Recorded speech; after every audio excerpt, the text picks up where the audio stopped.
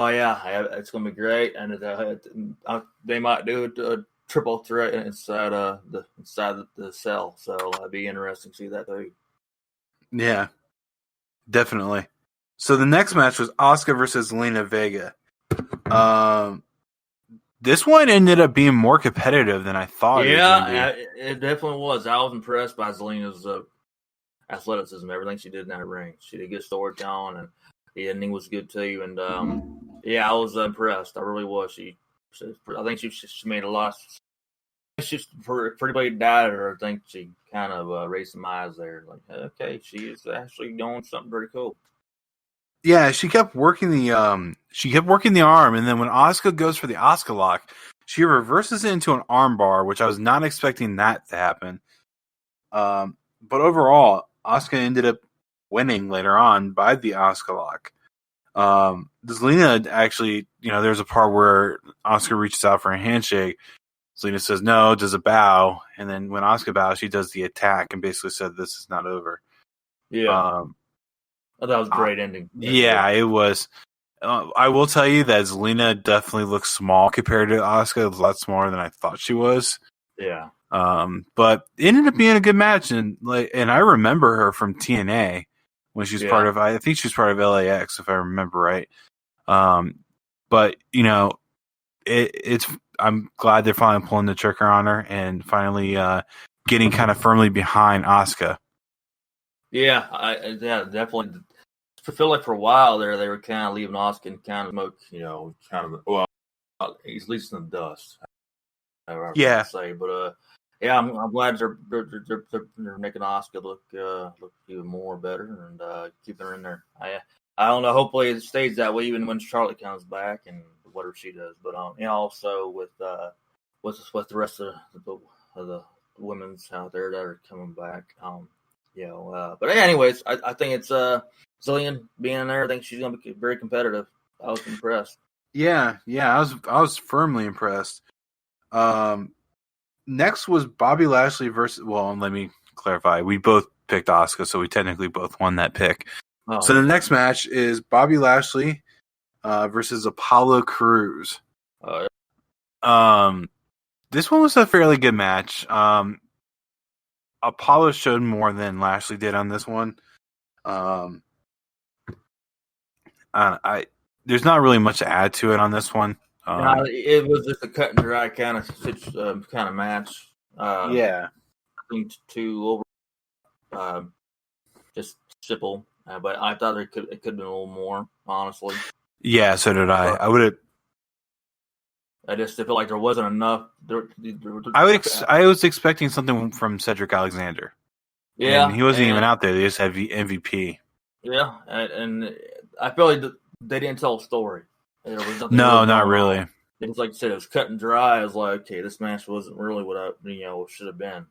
But, no, I mean they did good moves, but it just wasn't. Should have been more. And now I wonder what they're going to do with Apollo. So is he going to stay in the tower picture, or is he going to be, or what? Are they going to just? I feel bad for him in one way if they don't do anything with him after this with that, because he did something good with that title, I believe. Yeah, the only thing I could see them doing is moving it to maybe and it just really depends if they want to further the story or not. The only way they can one up it at this point would be to do a last man standing match, which honestly might not be a bad idea. Yeah, you might want to do something because I just think Apollo Crews has something more to offer than just being thrown aside. Or at least as I know they still got Retribution Hurt Business going on. So hopefully this wasn't one of those. Let's just get rid of this storyline and move on. Hope it wasn't for that, because Apollo has something to offer. Yeah, for sure. And he ended up tapping out to the full Nelson, which I guess they're calling the Hurt Lock now. Well, I don't know. I think on the they called it the full Lashley, and then immediately after, Corey Graves goes, "Oh, and I write to the firm Lashley. Now they're now referred to as the Hurt Lock or whatever." I don't know. Okay. Yeah, I was confused by that. I'll be frank. Huh? You said I'll be Frank. I said I'll be Mark. Oh, gotcha. You took that. Which, by the way, did you realize that your name is technically an insult to wrestling fans? Calling people someone a mark that they're. You just said that now. I realize that too. I definitely played up the idea of calling you Mark the Mark. So you actually took the win on that one. For the pick, because I picked Apollo Crews. You took Lashley on that. Yeah, I figured he was going to take it. I just feel like I just said, I feel like there's been more to it. There was nothing more to it than just cut and dry. But let's see what happens in time, see what's he going to do. Right. So the next one is Street Profits versus Andrade and Garza. Were you about to say Crime Time? Yeah, but I did that on purpose because their characters are super similar.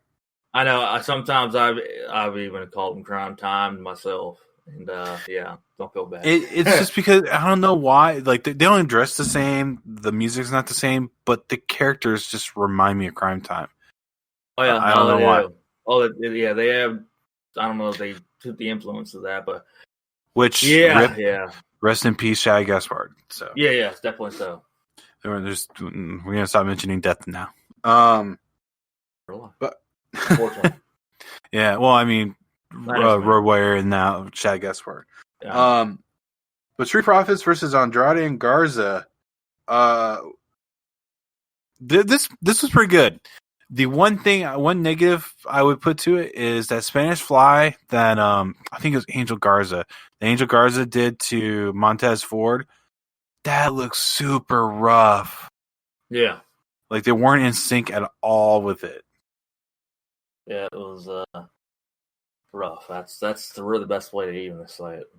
But now, do you think that finish was planned, or do you think it was a botch?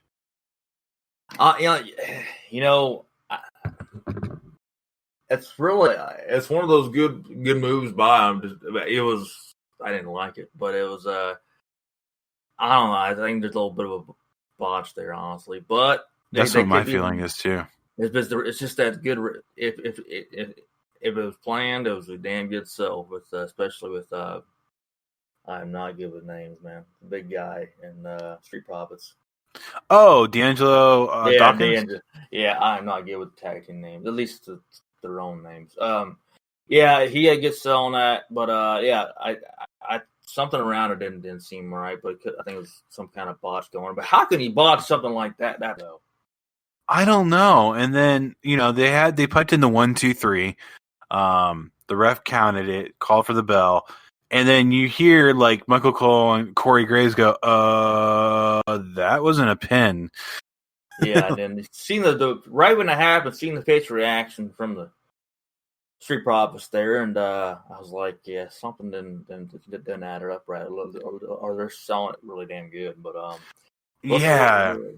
think obviously they're going to continue. But it could have been one of those situations that they didn't want to get a clean pin over the Garza and Andrade.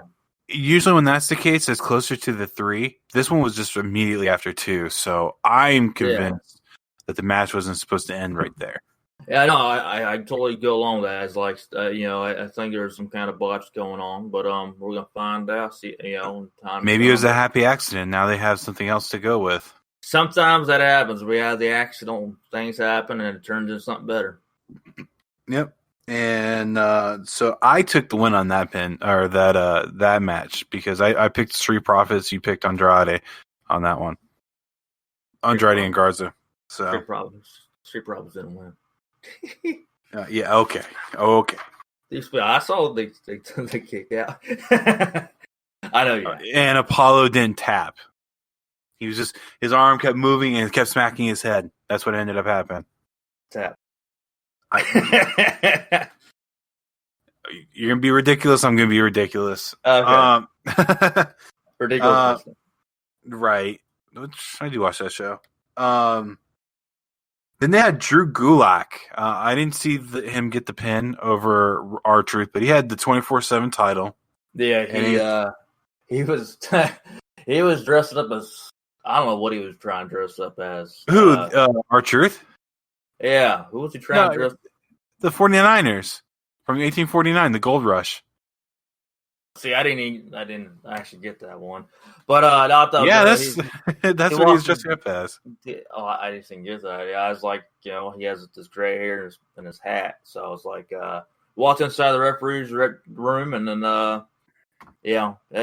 right spot for Drew, and got the title for about 20 minutes or so, and R-Truth came in with that pan or what, a bowl, what it was, smashing. So I was like, what was this? His 44th title now? I don't know. The announcers was like, R-Truth has won the 24/7 title for the 1,000th time. Yeah, so but I think that was an exaggeration. Yeah. R-Truth has been the main consistent 24/7 champion, and he's probably been the best. Oh, he's right behind. Definitely so. Yeah, right behind Drake Maverick. I don't know. I would definitely say R-Truth has that more appeal. Really? I loved when Drake Maverick tried to wear it after his wedding on the honeymoon. I wonder how his wife felt about that.